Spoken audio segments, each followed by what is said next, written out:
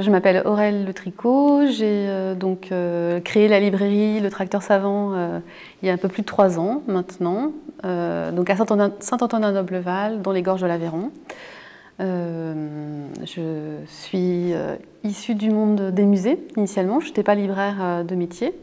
C'est un métier que je découvre là au jour le jour, je me forme aussi petit à petit. Alors, je voulais que ce soit autour du monde culturel. Je voulais que ce soit que ça se prenne pas trop au sérieux, surtout pas. Que ce soit un peu drôle, ça fasse déjà sourire. Je me disais déjà, si ça fait sourire, c'est pas mal. Je voulais que ça représente le milieu rural dans lequel est située la librairie. Et après, j'ai filé un peu la métaphore sur la culture des champs. Et voilà, l'élément moteur, c'est un tracteur, enfin voilà.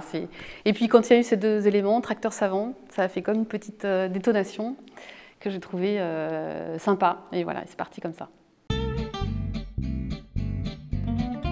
Implanter une librairie en milieu rural, c'était au départ pour moi un acte militant. C'est-à-dire que l'idée, c'était évidemment pas, pas de faire fortune, c'était pas ça. C'était vraiment de participer à la vie culturelle de ce territoire, que j'aime beaucoup, qui est aussi plein d'autres énergies culturelles. Il y a plein de choses qui s'y passent. Et j'avais envie d'apporter aussi mon grain de sel dans tout ça, quoi. J'avais envie de faire toujours de la culture en milieu rural, mais je me disais, j'avais envie de créer aussi, peut-être d'être plus autonome ou de créer une petite entité. Et l'idée de la librairie m'est venue assez rapidement, parce que finalement, le livre, alors on dit que le livre est mort, etc. Bon, c'est pas vrai du tout. Le livre n'est pas mort, je vous l'assure. Et en fait, ce que je trouve génial dans le livre, c'est que c'est une porte ouverte pour tout. On peut aborder absolument tous les domaines.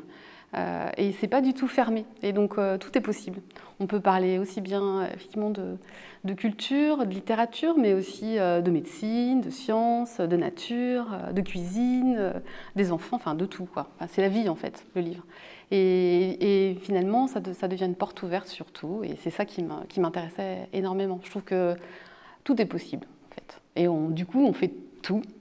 Et notamment, par exemple, on a fait des rencontres dans une caverne, autour d'un auteur de BD qui avait écrit, Joël Polomski, qui a écrit un livre sur la grotte de Pechmerle.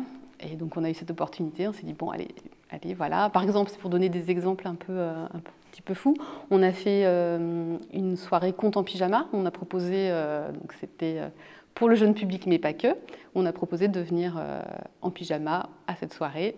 Et tout le monde a joué le jeu, à 3 exceptions près. Ça, c'était complètement très drôle. Je conseille d'ailleurs aux libraires. C'est très amusant d'accueillir en pyjama ses clients, eux-mêmes en pyjama. Après, c'est plus pareil après quand on les voit dans la vraie vie après aussi. Donc c'est de rester optimiste, d'y croire, d'oser, et puis de se dire au moins j'essaye, j'avance, et d'essayer d'entrer dans le concret du projet aussi, de se dire bon voilà, maintenant je m'y lance, alors voilà, qu'est-ce que j'aurais besoin, quelles sont aussi les ressources autour de moi dont je pourrais bénéficier, à la fois des aides justement morales, c'est important aussi.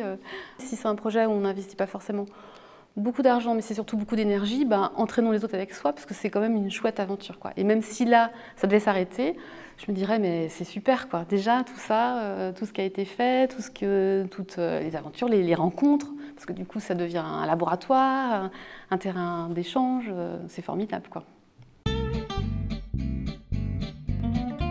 Ah non, pour moi, c'est essentiel. D'ailleurs, la librairie, on est dans une scope.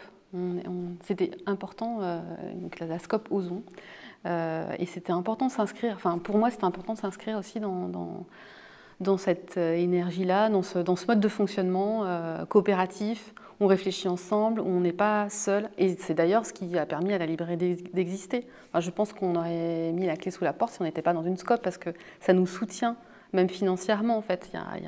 Vu que les fonds sont collectifs, ça permet de se soutenir les uns les autres, et c'est vraiment important.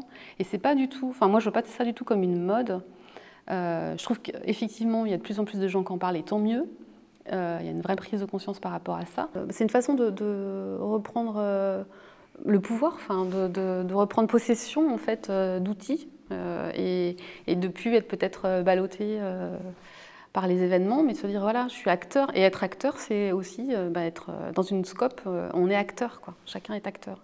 Et c'est essentiel, c'est important, c'est super, quoi. On a un projet de festival de bande dessinée qui s'appellerait Tractobule. Voilà, bon, pour continuer. Et puis peut-être, pourquoi pas, dans nos rêves les plus fous, des petites succursales, peut-être, pourquoi pas. D'avoir d'autres des petites remorques de tracteurs, peut-être, qui seraient implantées dans d'autres villages.